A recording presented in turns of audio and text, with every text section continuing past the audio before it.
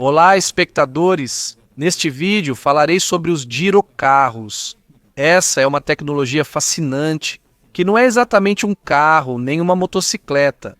O principal é o método de manter esses veículos na posição vertical, ou seja, por meio de um giroscópio. Sim, monocars ou ciclocars, como preferirem, são bastante parecidos à primeira vista, mas a principal diferença é justamente a presença ou ausência do giroscópio nos monocars.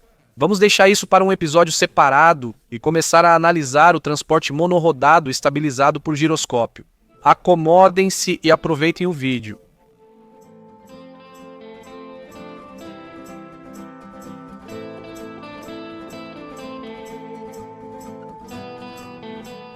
No distante ano de 1852, Jean-Bernard Léon Foucault, físico, matemático e astrônomo francês, apresentou na Academia de Ciências de Paris um dispositivo chamado giroscópio.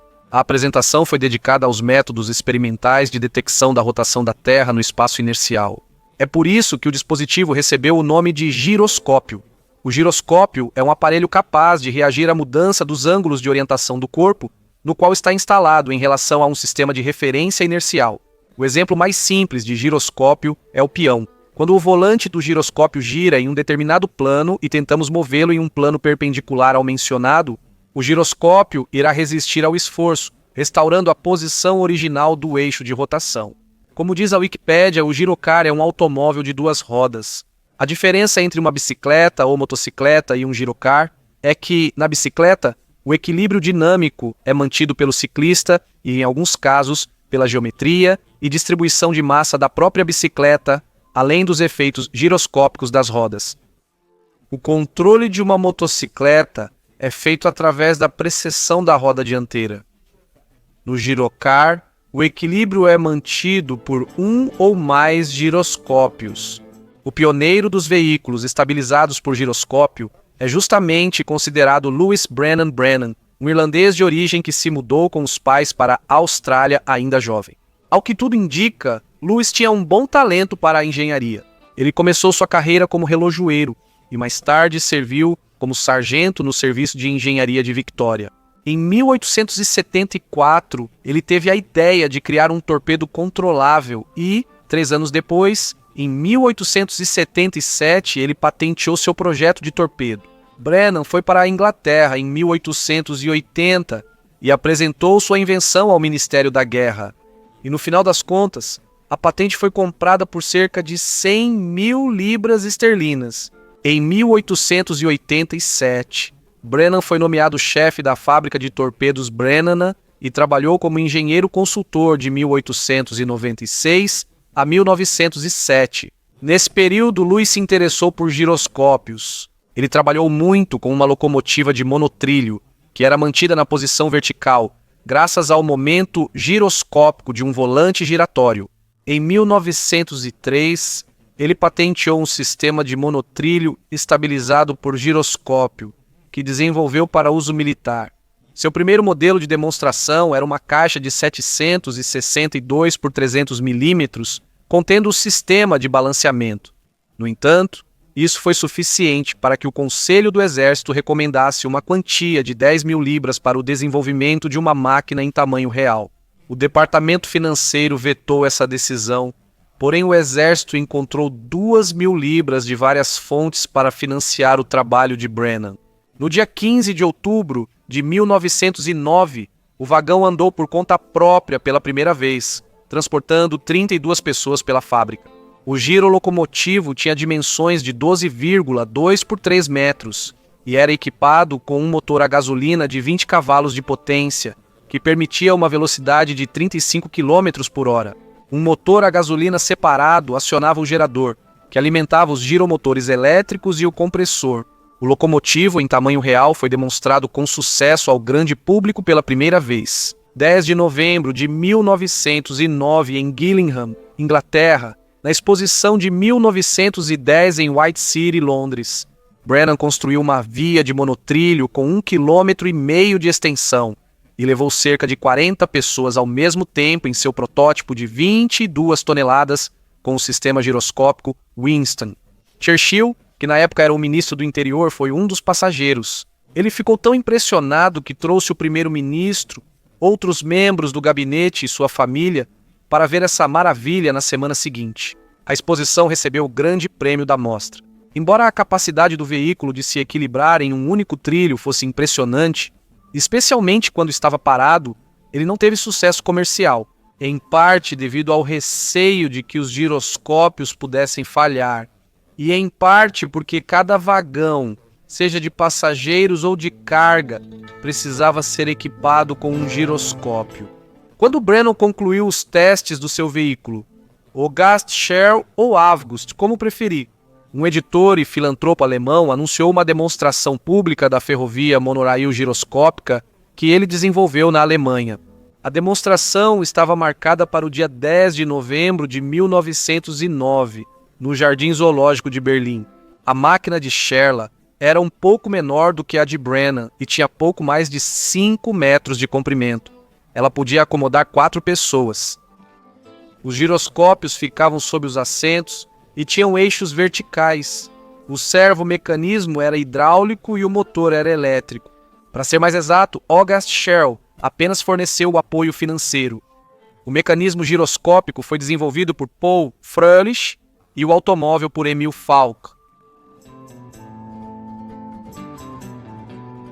Pela primeira vez, o conceito de um girocarro sem trilhos foi descrito por Kenneth Brown no livro Dois Garotos no Girocarro.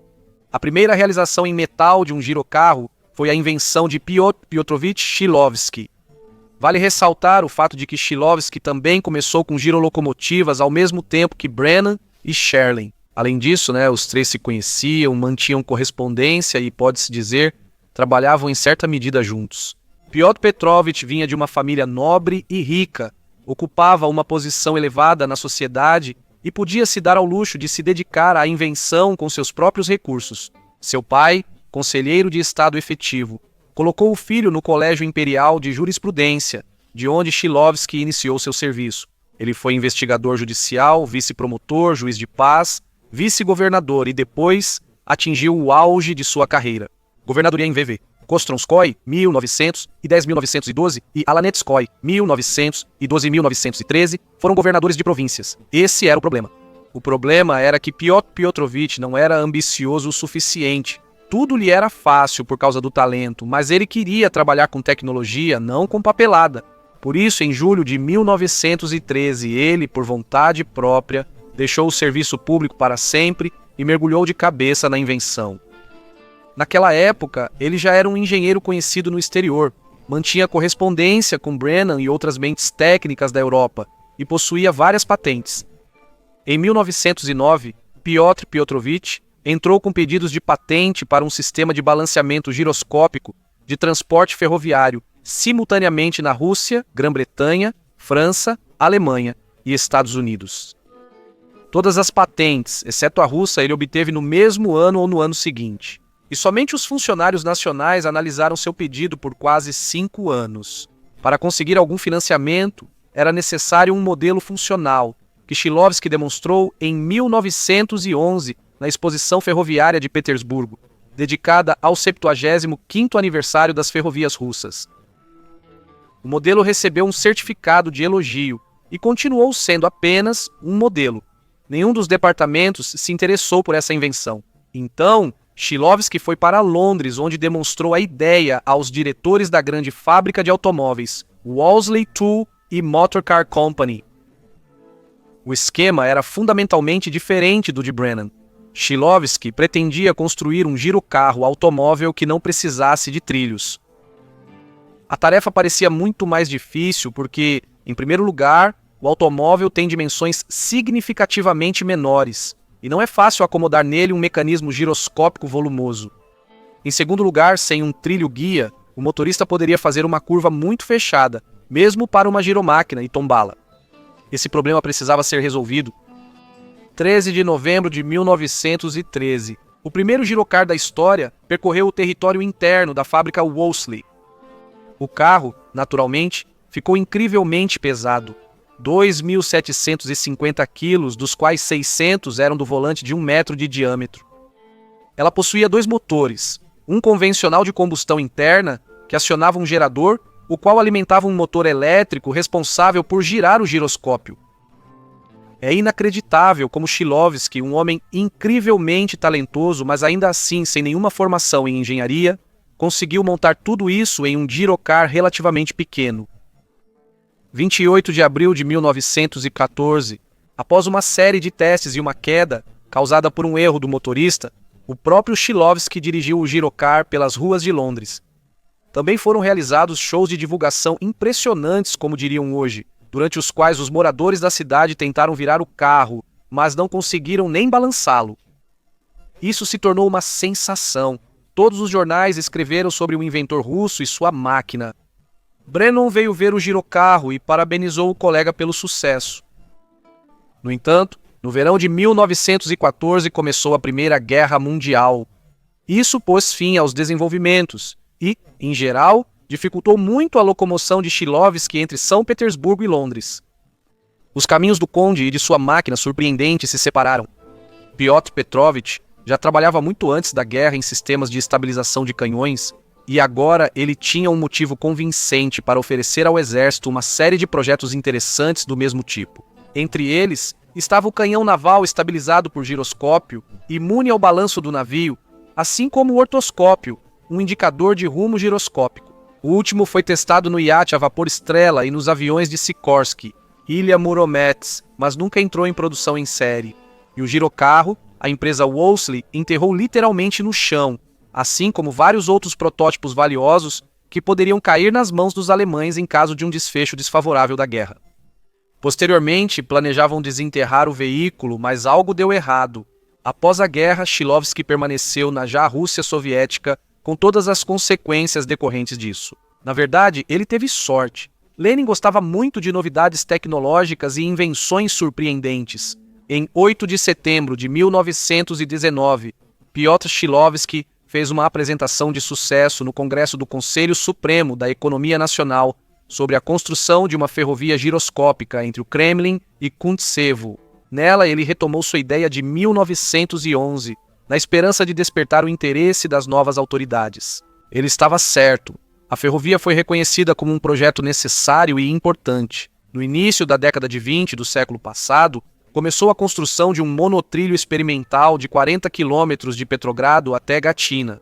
Iniciaram-se os preparativos para a criação de um trem com uma locomotiva a vapor e 2 vagões, com capacidade para 400 pessoas. Mas em 1922 a direção do partido começou a mudar aos poucos. Lenin, que já não estava muito saudável, foi gradualmente se afastando dos assuntos do governo. O financiamento foi retirado quando apenas 12 quilômetros de trilhos haviam sido construídos. E Shklovsky, percebendo que aqui não teria futuro, e sim problemas, voltou para a Inglaterra, junto com a família. Ele fez uma boa carreira de engenheiro na filial britânica da famosa empresa, que se destacou por desenvolvimentos sérios na área de giroscópios e, aliás, pela introdução de pilotos automáticos na aviação. Em 1938, Shklovsky finalmente conseguiu que seu girocar enferrujado fosse retirado do solo. O veículo foi restaurado, pintado e colocado no Museu Wolseley. É surpreendente, mas 10 anos depois, ainda em vida do conde durante uma auditoria no museu, o item foi considerado sem valor e cortado para sucata. Posteriormente, os historiadores da tecnologia ficaram desesperados, mas já era tarde demais. O próprio Shklovsky faleceu em silêncio e tranquilidade em 1957, aos 85 anos de idade.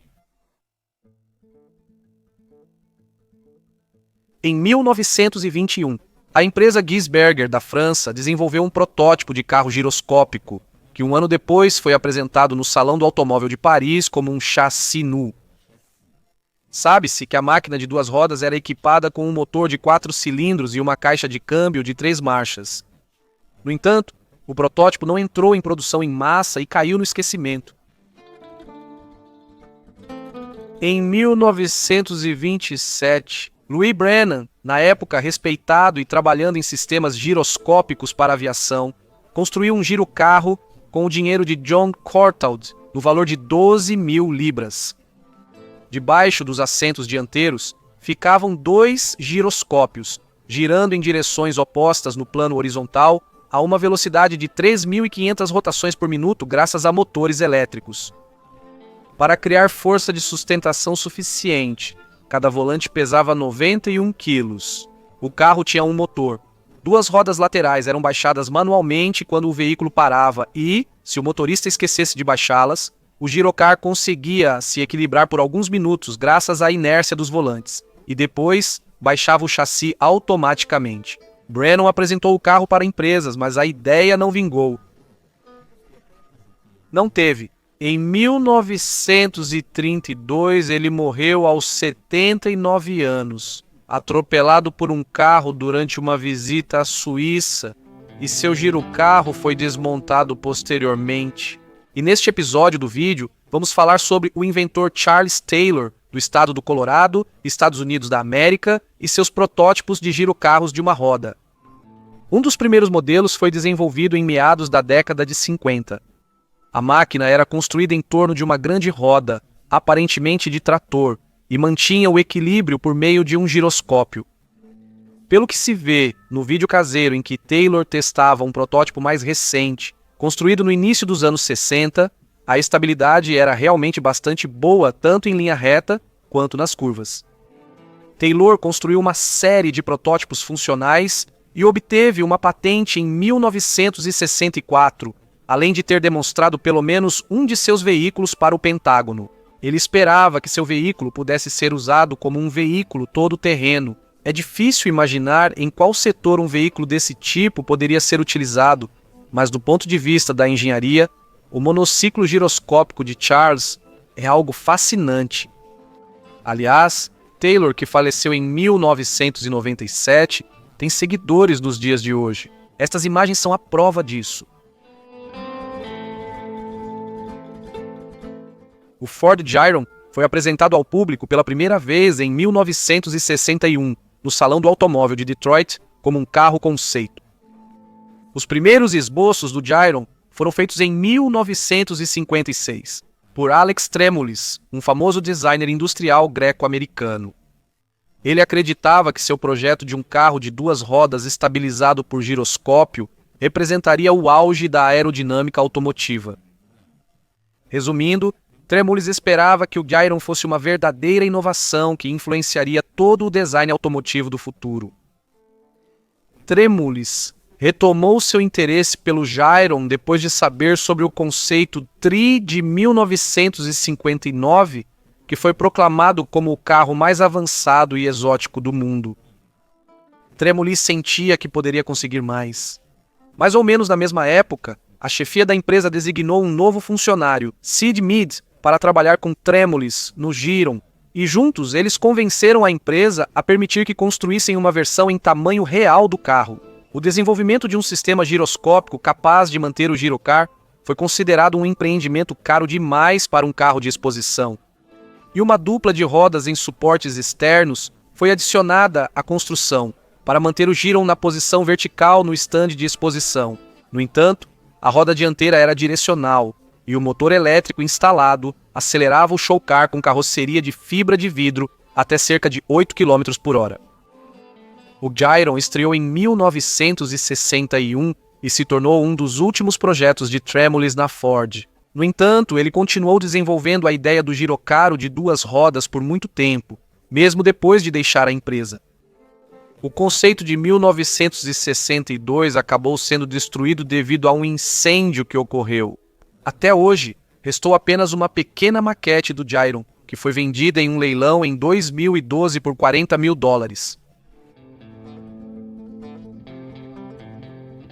Louis Sweeney recebeu a patente dos Estados Unidos para um sistema automático de estabilização para veículos instáveis em março de 1964. Junto com seus parceiros, o irmão Ernest Sweeney e o amigo Harry Ferreira, Louis, em 1962, projetou e construiu um pequeno giromonotrilho no quintal para testar o conceito. Ele funcionou com sucesso por vários anos e foi demonstrado repetidamente para a imprensa, imprensa. A equipe também desenvolveu um veículo de 2 rodas baseado na mesma tecnologia de estabilização giroscópica. Em meados da década de 1960, Thomas Summers desenvolveu e patenteou uma família inteira de girocaminhões leves e compactos, que ele pretendia usar em ruas estreitas da cidade, trilhas florestais e de montanha. Na sua empresa, Summers Gyro, ele construiu 2 protótipos com capacidade de carga de 360 quilos e 2,5 toneladas, mas ninguém prestou muita atenção a eles. E agora chegamos ao protótipo funcional em tamanho real do Gyro X, que une Alex Trimalis, Thomas Summers e Louis Sweeney. Graças aos esforços desses 3, em 1967, ocorreu mais uma experiência relativamente bem-sucedida de construção de um veículo de 2 rodas com estabilização giroscópica nas instalações da empresa. A ideia era simples como 2 e 2. A máquina de 2 rodas para uma pessoa era movida por um motor de 1.275 centímetros cúbicos, com potência de 80 cavalos, e era estabilizada por um giroscópio localizado à frente do condutor. Com rotações de trabalho de 4 a 6 mil por minuto, devido a essa alta frequência de rotação, o peso do volante era de apenas 12 quilos. Graças à ótima aerodinâmica, a velocidade máxima do aparelho era de 200 km por hora, e o consumo em velocidade de cruzeiro de 90 deveria ser um pouco menos de 3 litros por 100 km. Concordo, hoje isso pode ser alcançado em um carro híbrido de 4 rodas, mas isso foi nos anos 60. Naquele período, nos Estados Unidos da América, um carro de passeio normalmente consumia de 25 a 30 litros a cada 100 quilômetros. Foi montado com metal de asa e, no geral, apresentava as características calculadas e tinha características de construção suficientes para evitar quedas. Um par de rodas laterais elevadas evitava quedas em alta velocidade, por exemplo, em curvas, e a diminuição da rotação do giroscópio levava ao acionamento automático do trem de pouso de 2 pequenas rodinhas de apoio ao lado da roda traseira. Curiosamente, para compensar os esforços longitudinais do giroscópio, os projetistas fizeram a máquina bastante longa, posicionando o giroscópio em seu centro geométrico. Não é perfeito, claro, mas como alternativa foi criado com uma visão de longo prazo. Este carro esportivo, projetado para o sucesso, deveria se tornar o precursor de toda uma linha de giromóveis, desde picapes familiares de 2 rodas até, quem sabe, monstros anfíbios na cor caqui, com uma inscrição ameaçadora na lateral. Infelizmente, o rotor, especificamente o problema de fazê-lo girar, tornou-se a principal desvantagem. Mesmo nas condições mais favoráveis, o motorista precisava de pelo menos 3 minutos para fazê-lo girar até a velocidade de operação. A história não revela o desfecho.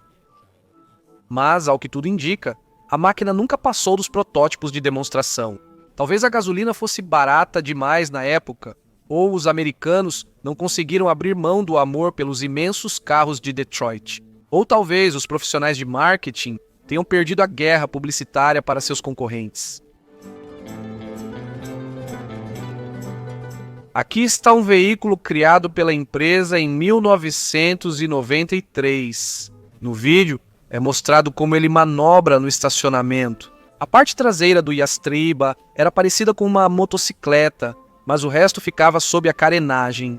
Durante o desenvolvimento, a empresa se inspirou em os trabalhos de Alex Trimalis. Posteriormente, nos anos 90, Yastreba desapareceu na obscuridade. Ou então, a giromotocicleta. A perspectiva de evitar que um veículo de 2 rodas tombe parece uma solução simples para aumentar a segurança da motocicleta. No entanto, no caso que surgiu em 2017, a Gira, a motocicleta acabou sendo pouco prática e um tanto ridícula. Considerando que o último vídeo desse aparelho tem 5 anos, o projeto parece ter sido abandonado. Contudo, os engenheiros do grupo adotaram a ideia e recentemente apresentaram sua versão da Gira, a motocicleta STO.